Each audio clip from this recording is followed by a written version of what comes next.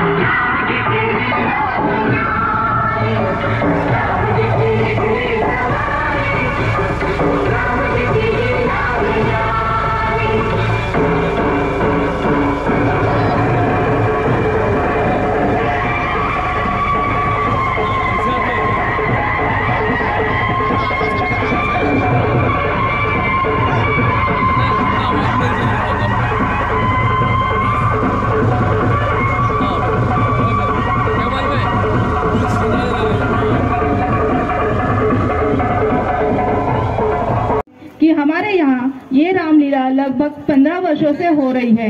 हमारे कॉलोनी के कलाकार अभिनय करके खूबसूरत से भगवान श्री राम के महान पुरुषार्थ एवं जीवन लीला का दर्शन करवाते हैं।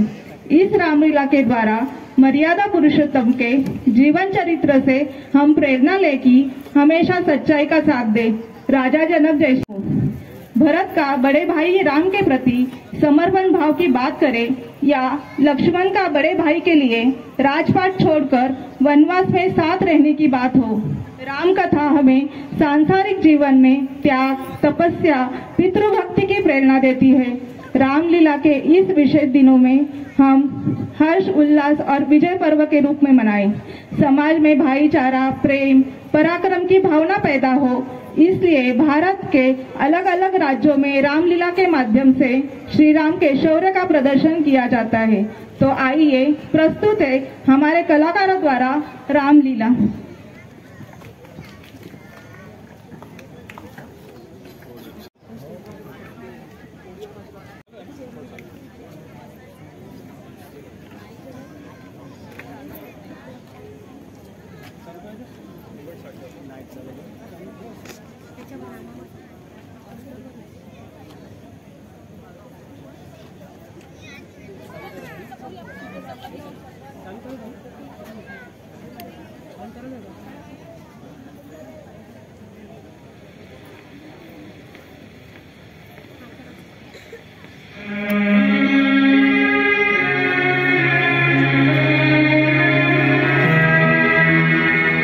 सदियों पहले की बात है। प्राचीन भारत के दक्षिण में लंका नाम के एक द्वीप में एक दुष्ट राजा रावण रहता था। इसका नीच उद्देश्य था सारे संसार को जीतना और सारे लोगों को अपना दास बनाना। और उत्तर भारत के कौशल राज्य में दयालु राजा दशरथ की प्रजा फल फूल रही थी। कौशल राज्य की राजधानी का सबसे बड़ा दुख ये था कि राजा दशरथ का कोई उत्तराधिकारी नहीं था। वशिष्ठ मुनि के आदेश पे दशरथ ने संतान की प्राप्ति के लिए एक विशेष यज्ञ करवाया। उसके फलस्वरूप उनकी 3 रानियों ने 4 पुत्रों को जन्म दिया। उनमें सबसे बड़े थे राम इनकी माता थी राजा दशरथ की पटरानी कौशल्या। जब जब पृथ्वी पे कोई बड़ी आपत्ति आती है, भगवान विष्णु स्वर्ग से उतरकर धरती पे आते हैं। उस आपत्ति से जीव जंतुओं को मुक्ति दिलाने के लिए भगवान विष्णु ने 10 अवतार लिए हैं। विश्वास किया जाता है राम के 7वें अवतार थे। राम की 15 वर्ष की आयु में रावण अपनी शक्ति के शिखर पे था।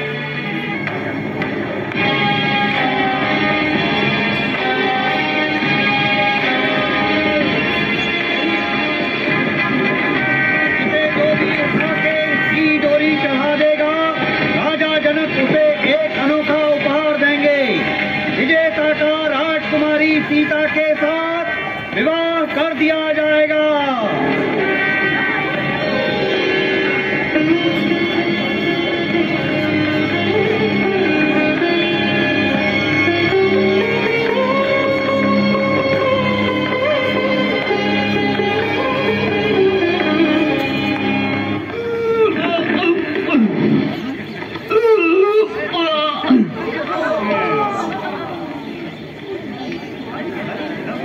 अगले राजकुमार जगधरा सवारा प्रदेश के।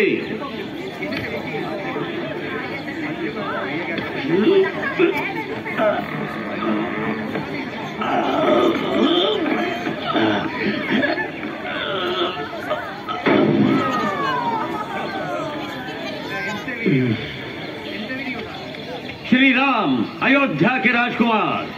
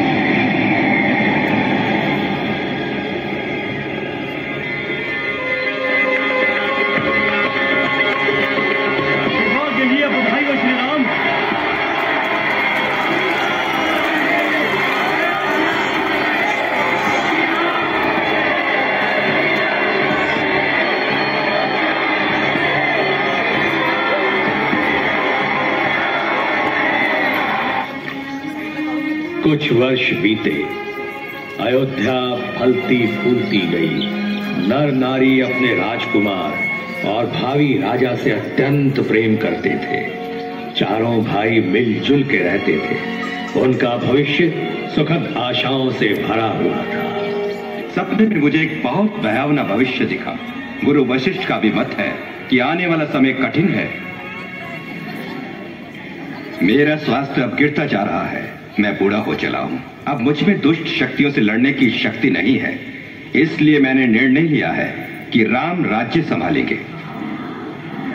राम अब राजा होंगे अयोध्या के।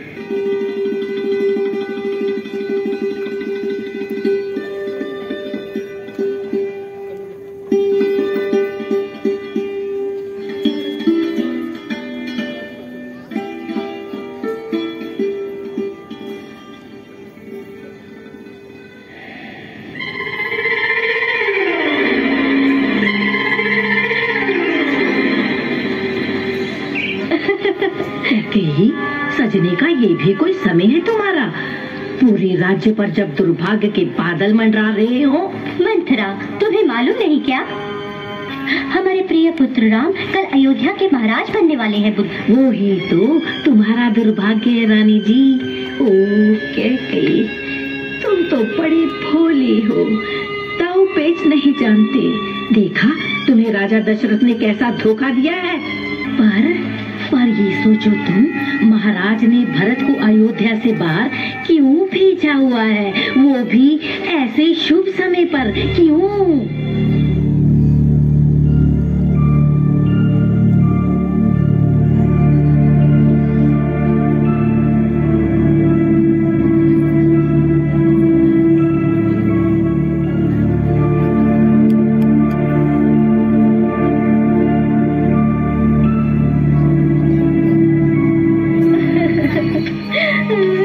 क्या हुआ?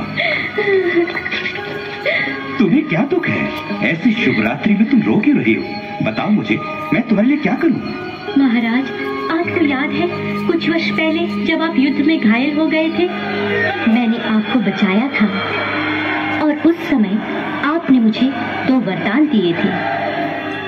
वो दोनों वरदान आपको मुझे देने होंगे अभी। और पहला वरदान है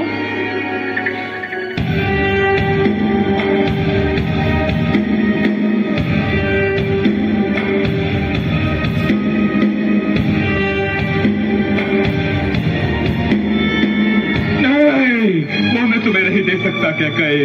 बिल्कुल नहीं। मैं अपनी सारी संपत्ति दे दूंगा तुम्हें, मुझे लेकर तुम खुश होगी।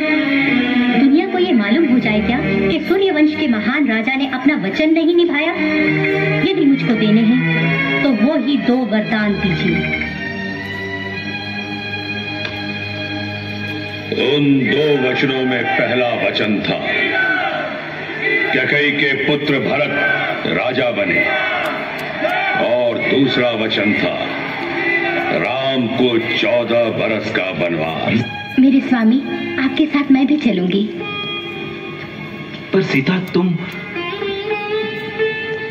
जैसे पति का धर्म है, स्त्री का भी वही है। जो भाग्य आपका है वो मेरा भी है। ये सच है। एक आत्मा है तो उसका भाग्य भी एक ही होगा। तो भैया, मैं भी आप दोनों के साथ चलूंगा।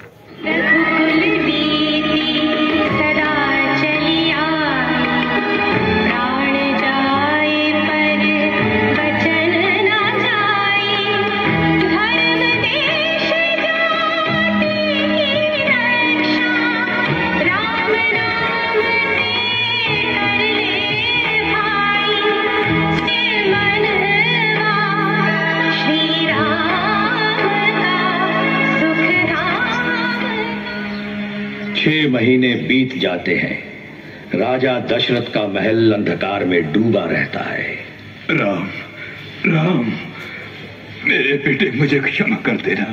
राम, राम।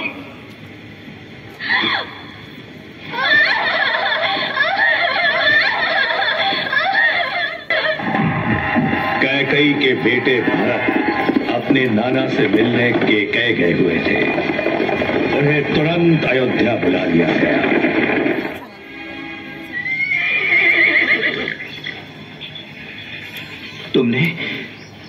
तुमने क्या कहा मेरे भाई?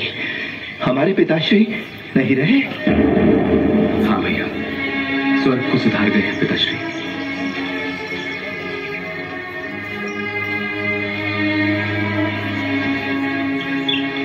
पिताश्री, पिताश्री, क्षमा कर दीजिए अभागे राम को, क्षमा कर दीजिए अपने बेटे को पिताश्री। भैया, मेरी विनती सुनिए, मुक्त कर दीजिए मुझे मेरी मां के अपराध से।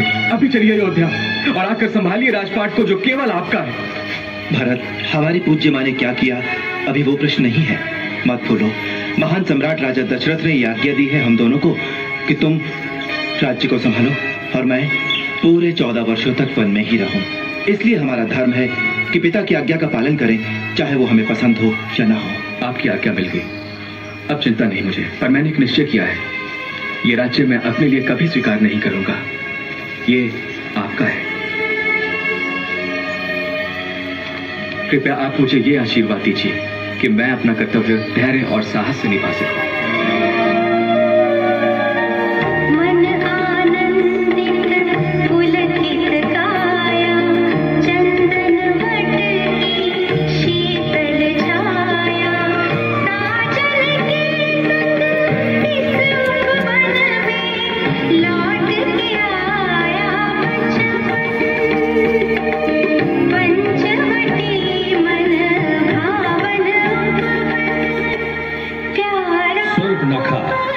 रावण की छोटी बहन एक सुंदर सी स्त्री के भेष में श्री राम को अपने वश में करने पंचवटी आती है। मेरा नाम शूर्पणखा है।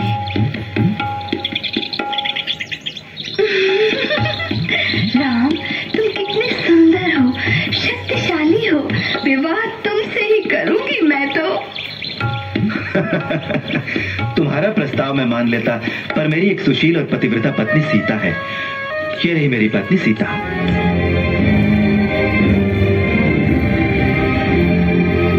तुम्हारी पत्नी है, मैं इसे मार डालूंगी, मार डालूंगी इसे, मार डालूंगी, नहीं छोड़ूंगी, मार डालूंगी।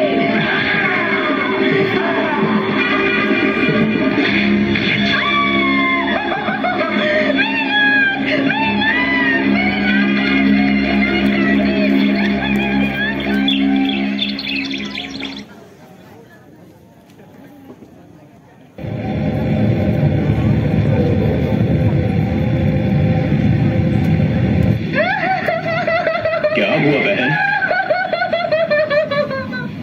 राम, तुम्हारा कहना है वो अयोध्या का दुर्बल कुमार था जिसने ये काम किया? बोलो। भैया, वही जिन्हें तुम दुर्बल कहते हो, उन्होंने तुम्हारा अपमान किया है, राक्षस जाति की नाक काट दी। तुम घबराना नहीं बहन।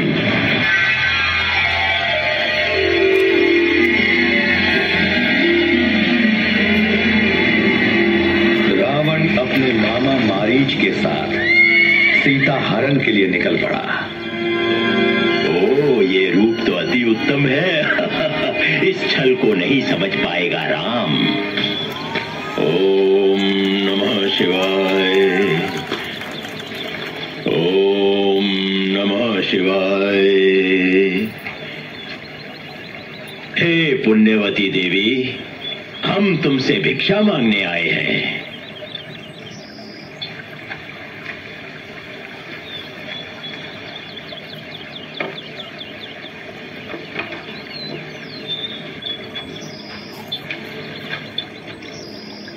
लीजिए भिक्षा। ओह, समझ गया। इसे किसी ने तुम्हारी रक्षा के लिए खींचा है। मैं इसे नहीं लांग सकता, तुम इसे लांग सकती हो। आओ। बिल्कुल नहीं, बिल्कुल नहीं। यदि तुमने अपने हाथों से इस भूखे साधु को भोजन ना कराया तो सर्वनाश हो जाएगा तुम्हारे कुटुंबों का। सोचो नहीं। आओ पुण्यवती देवी।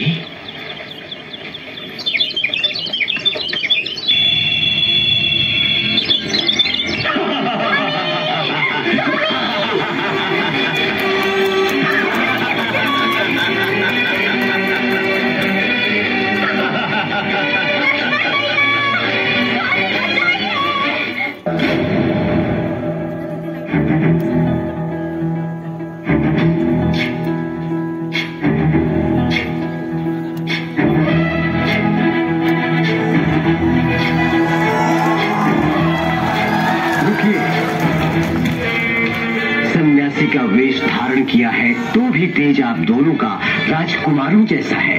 ये तो सत्य है कि सृष्टि तो एक माया मंच है और इसी विशाल मंच पे हम सब लोगों की छोटी छोटी भूमिकाएं भी होती हैं। ऐसे गुणवान व्यक्ति से मैं इस घने जंगल में मिलूंगा, इसकी तो मुझे कल्पना भी नहीं थी। मेरा नाम है राम, ये है मेरा भाई लक्ष्मण। अयोध्या के महाराज दशरथ के हम दोनों पुत्र हैं। हम दोनों भाई मेरी प्रिय पत्नी सीता की खोज में आए हैं। उन्हें कोई दुष्ट राक्षस उठाकर ले गया है, कहाँ वो मालूम नहीं हमें। तुम्हें मेरी सीता मिले तो यह आभूषण उसे दे देना, उसे विश्वास हो जाएगा तुम मेरे दूत हो।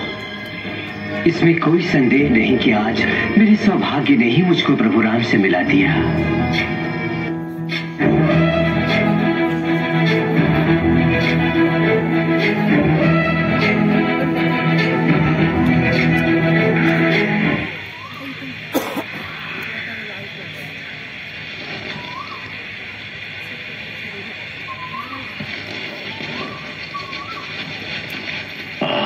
तुम जागी हुई हो।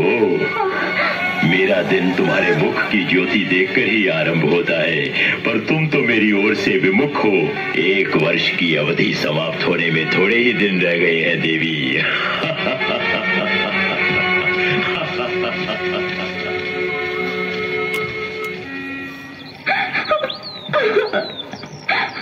स्वामी, स्वामी, मेरे प्रभु, अब तो मुझे जल्दी से बचा लीजिए।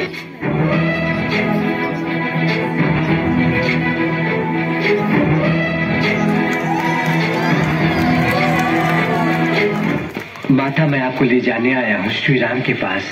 मैं कैसे जाऊँ तुम्हारे साथ? लंका में बहुत से नर नारियों को बलपूर्वक कारागार में बंदी बना के रखा हुआ है। केवल मेरा ही उद्धार बहुत अनुचित होगा। समझ गया।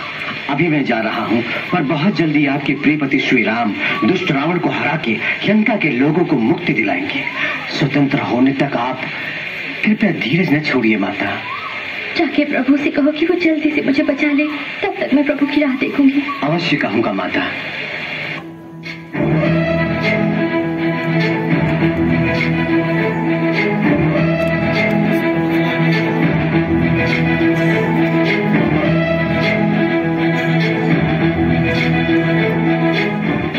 वहां से केवल सीता मैया को छुड़ाने का प्रश्न होता तो मैं उड़कर लंका जाता और मैया को तुरंत वहां से लेकर आता।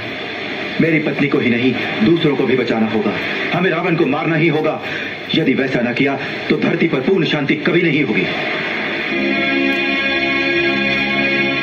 तो कल सवेरे सूर्य की पहली किरण पर्वत के शिखर पर पड़ते ही हम युद्ध शुरू करेंगे।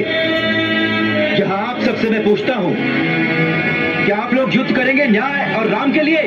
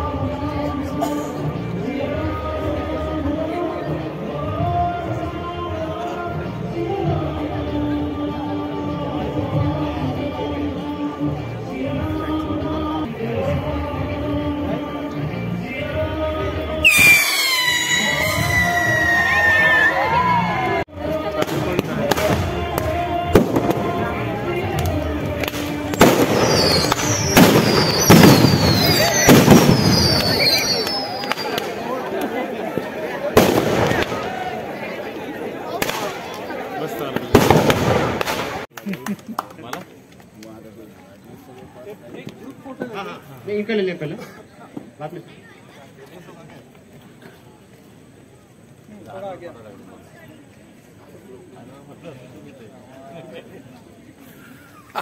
राम सेना, रावण सेना, आप भी तैयार रहिए फोटो के लिए।